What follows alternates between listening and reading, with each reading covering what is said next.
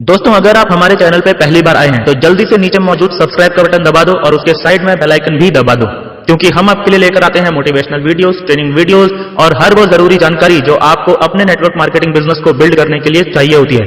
और दोस्तों, जल्दी से इस वीडियो के नीचे मौजूद लाइक का बटन भी दबा दो ताकि ये वीडियो आप जैसे और भी बहुत सारे महत्वाकांक्षी और पॉजिटिव सोच वाले लीडर्स तक पहुंच सके। तो चलिए वीडियो शुरू करते हैं।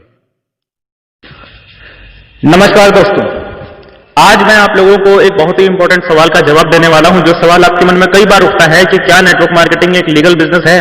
तो चलिए दोस्तों, हम देखते हैं कि ये बिजनेस लीगल है या नहीं है। मैं आपको एक चीज बताना चाहूंगा दुनिया में, वो चीज जिसमें हम किसी को ठगते हैं या गलत तरीके से जिसमें हमें फायदा मिलता है, तो उस चीज को इलीगल कहते हैं। लेकिन नेटवर्क मार्केटिंग का पहला और क्लियर कट जवाब मैं आपको यह देना चाहूंगा कि नेटवर्क मार्केटिंग बिल्कुल भी इलीगल बिजनेस नहीं है।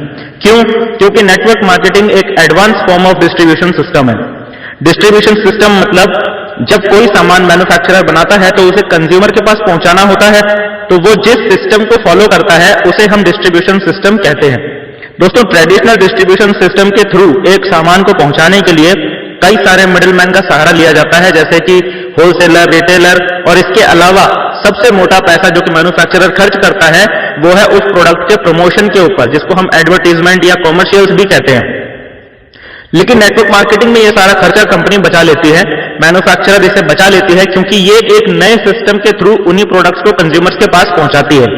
मतलब अगर मैं क्लियरली बोलूं तो प्रोडक्ट नए कंज्यूमर्स के पास पहुंचाने के लिए मैन्युफैक्चरर पुराने कंज्यूमर्स का ही सहारा लेता है। यानी अगर आप एक कंज्यूमर हैं और आप कोई सामान या कोई सर्विस को अपने लिए यूज कर रहे हैं और आप उससे सेटिस्फाइड होते हैं, और वही चीज जब आप अपने दोस्तों या रिलेटिव में बताते हैं और अगर आपके बताने से वो भी उस सामान को यूज करने लग जाते हैं, तो इससे क्या हुआ? आपकी वजह से कंपनी का सामान बिका है, यानी कि आपने कंपनी की सेल्स में मदद करी है, आपने डिस्ट्रीब्यूशन में, प्रमोशन में मदद करी है। तो उसके बदले में कंपनी क्या करती है? वो जो सेल्स आपके द्वारा हुई है उसी सेल्स में से अमाउंट, एक छोटा सा अमाउंट निकाल के आपको कमीशन के रूप में आपके पास पहुंचा देती है।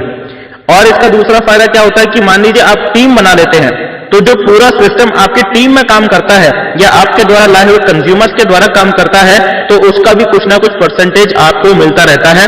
इसी को हम नेटवर्क मार्केटिंग सिस्टम कहते हैं। आइए दोस्तों, ये देखते हैं कि ये जो नेटवर्क मार्केटिंग है इसके बारे में नियम क्या है, कानून क्या है, लॉज क्या कहते हैं। दोस्तों, इस सिस्टम को हम मल्टी लेवल मार्केटिंग या डायरेक्ट सेलिंग के नाम से भी जानते हैं।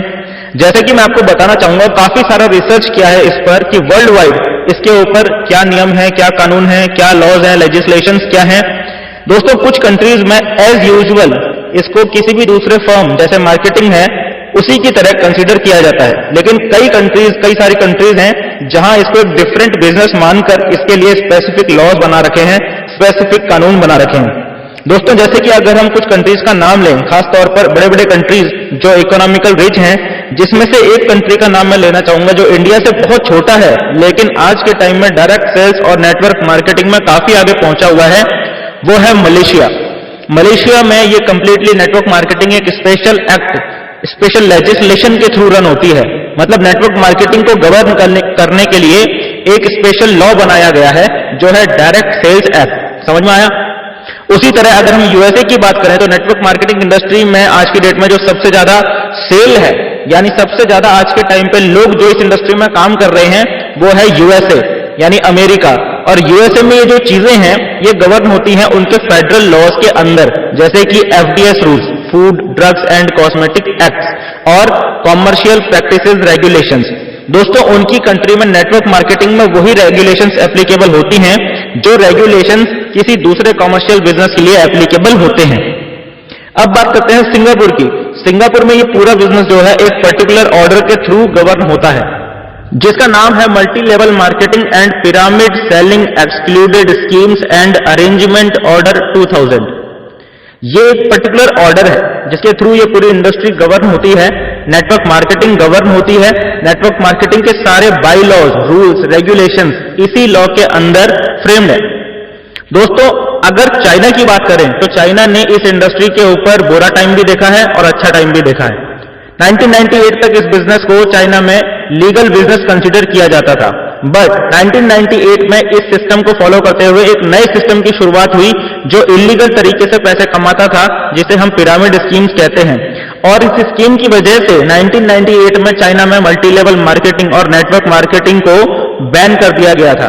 लेकिन इसके ऊपर कई सारे एक्सपर्ट्स, कई सारे फाइनेंशियल एक्सपर्ट्स इसके ऊपर बैठे और कई बार इस पे डिस्कशन हुआ, और डिस्कशन होने के बाद पता चला कि पिरामिड स्कीम्स जो है वो एक डिफरेंट सिस्टम है और जो मल्टी लेवल मार्केटिंग है वो डिफरेंट सिस्टम है।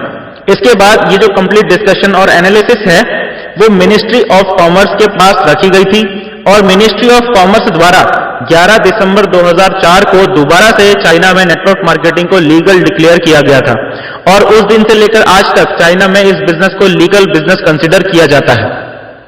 अब बात करते हैं यूके यानी यूनाइटेड किंगडम की। यूके में इसको डिफरेंट लॉ के अंदर या कोई डिफरेंट स्कीम के अंदर ट्रीटमेंट नहीं किया जाता है, इसको जनरल लेजिस्लेशन के अंदर ही कवर किया जाता है। जैसे कि उनका जो लॉ है ऑलरेडी बना हुआ है, ऑलरेडी फ्रेम्ड है किसी भी दूसरे ट्रेडिंग स्कीम्स के लिए, जो है ट्रेडिंग स्कीम्स 1997।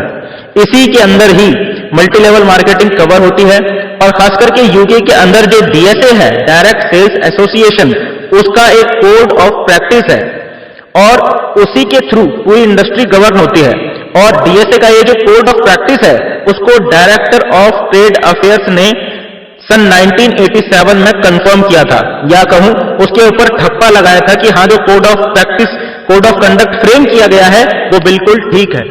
अब बात करते हैं ऑस्ट्रेलिया के बारे में। ऑस्ट्रेलिया में ये लॉ गवर्न होता है, उनका जो जनरल लॉ है यानी ट्रेड प्रैक्टिसेस एक्ट, उसी के अंदर ही ये गवर्न होता है।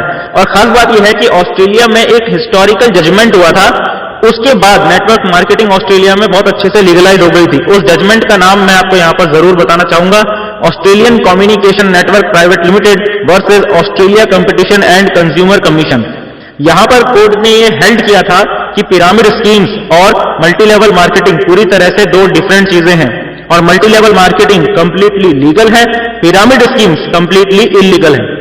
अब बात करते हैं हमारे अपने देश के बारे में, इंडिया के बारे में, कि इंडिया की लेजिस्लेशंस क्या कहती हैं। हो सकता है कि आपको पता होगा कि एक एक्ट 1978 में पास हुई थी जिसका नाम price chits and money circulation schemes banning act है। इसमें चिट फंड्स, मनी सर्कुलेशन, इन सारी चीजों को बैन कर दिया गया था। स्पेसिफिकली ये जो एक्ट है वो पिरामिड स्कीम्स को ही बैन करती है। इसके ऊपर सुप्रीम कोर्ट के पास एक केस भी आया था और सुप्रीम कोर्ट ने ये हेल्ड किया था कि नेटवर्क मार्केटिंग प्लान जो है वो एक सिस्टम है, direct selling of goods from the manufacturer to the consumer, और ये किसी मैलिशियस प्रैक्टिसेस के अंदर नहीं आता है। Money circulation schemes banning act के अंदर ये कोई मिसचीफ नहीं है, नेटवर्क मार्केटिंग एक लीगल बिजनेस है। इंडियन डायरेक्ट सेल्स एसोसिएशन, जिसे हम IDSA के नाम से भी जानते हैं, उसने एक ड्रग लेजिस्लेशन प्रपोज किया था। Ministry of consumer affair and ministry of commerce ने कई बार इसके ऊपर डिबेट की है, लेकिन फाइनली उन्होंने ये हेल्ड किया कि हमारी कंट्री में किसी भी गुड्स की सेल्स के लिए को गवर्न करने के लिए ऑलरेडी एक लॉ बनी हुई है जिसे हम सेल्स ऑफ गुड्स एक्ट 1930 के रूप में जानते हैं। Ministry of consumer affairs and ministry of commerce ने कई बार इसके ऊपर डिबेट की है, लेकिन फाइनली उन्होंने ये हेल्ड किया कि हमारी कंट्री में किसी भी सेल्स ऑफ गुड्स को गवर्न करने के लिए ऑलरेडी एक लॉ बनी हुई है जिसे हम सेल्स ऑफ गुड्स एक्ट 1930 के रूप में जानते हैं। तो इसलिए हमें डायरेक्ट सेलिंग के लिए कोई अलग लॉज बनाने की कोई जरूरत नहीं है। मतलब इनडायरेक्टली मिनिस्ट्री ने हमें फाइनली यही बताया है कि हमारा जो डायरेक्ट सेलिंग है या हमारा जो नेटवर्क मार्केटिंग है वो पुराना जो लॉ बना हुआ है सेल्स ऑफ गुड्स एक्ट, उसके अंदर ही ऑलरेडी कवर्ड है। और कंज्यूमर के प्रोटेक्शन के लिए, चाहे वो नेटवर्क मार्केटिंग के थ्रू प्रोडक्ट खरीदता है या ट्रेडिशनल डिस्ट्रीब्यूशन के थ्रू, कंज्यूमर के प्रोटेक्शन के लिए ऑलरेडी एक अलग से लॉ बना हुआ है, कंज्यूमर प्रोटेक्शन एक्ट 1986। तो दोस्तों इस तरह से यदि देखा जाए, पूरा एनालिसिस करें ऑल ओवर द वर्ल्ड, जैसे मैं आपको बता रहा हूं, देखा जाए तो network marketing all over the world including India एक लीगल बिजनेस है। लेकिन दोस्तों कुछ चीजों का आपको ख्याल रहे, हो सकता है कि आप कहीं पर कंफ्यूज हो सकते हैं कि ये नेटवर्क मार्केटिंग है या पिरामिड स्कीम है।